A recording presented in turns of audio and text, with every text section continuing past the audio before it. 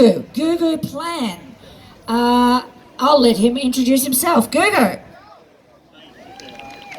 Thank you, thanks so much.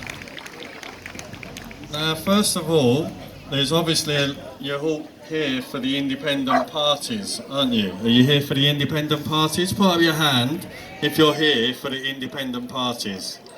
We need to really get behind these guys because the standing up position that they've taken is not for everyone, right? Would anyone here do that? It takes a lot of balls to do that job.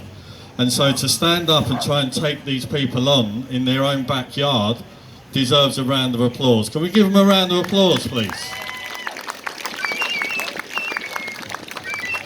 So, my name is Gugu. I'm part of a movement called the Gugu Plan, but that's not what I'm here to speak to you about, rather what I'm here to speak to you about. I'm here to speak to you about the other option to the elections, which is getting rid of the corporate government. Yes, thank you.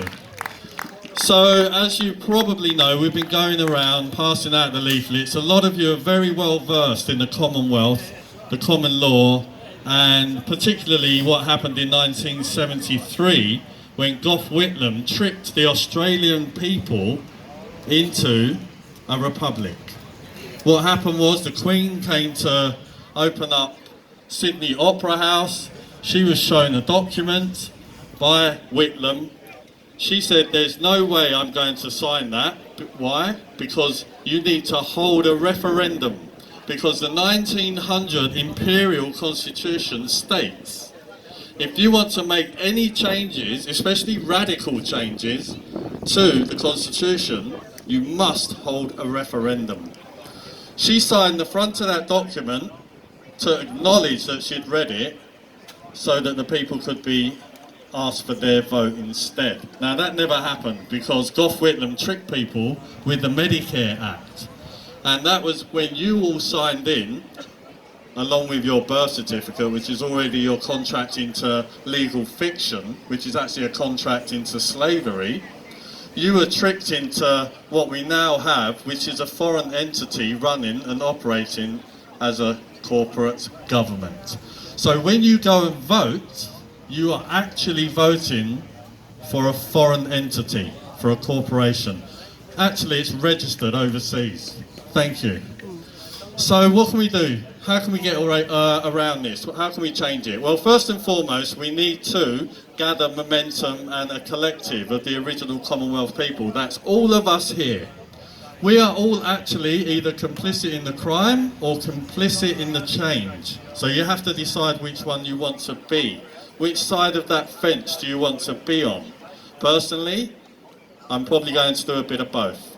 So, the 1900 referendum, which should have been carried out to decide whether to go to republic, that can be taken on later. First, we need to re-establish the old abandoned Parliament House, the one just up the road there, which is empty, gathering dust.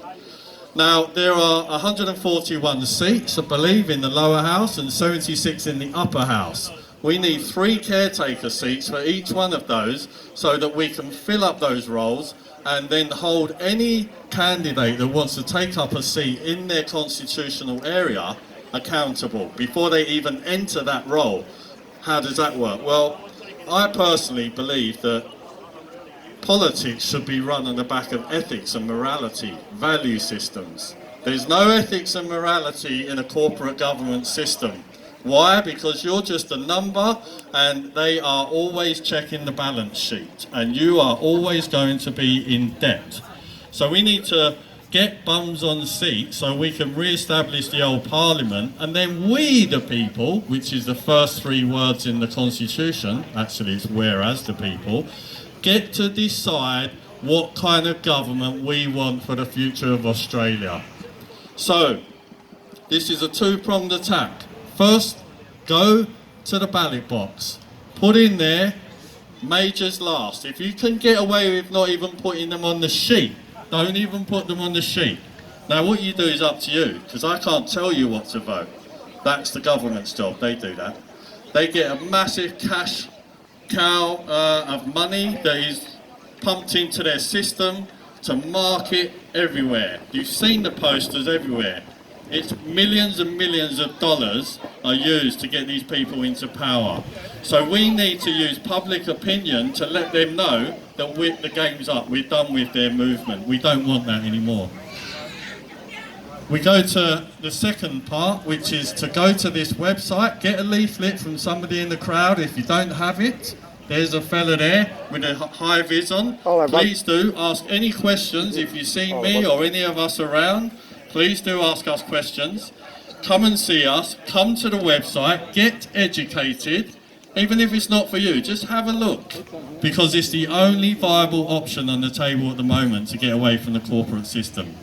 As I said, I value what the minor parties are doing because that will give public opinion and us a platform to change. So if you want to look me up or you want a bit more information, you can go to a Telegram page called the Gugu Plan, and that's a family of people that are trying to achieve the same thing.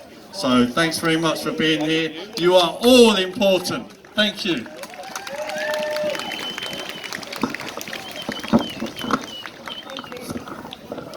Just want to call Lynn Harris back to the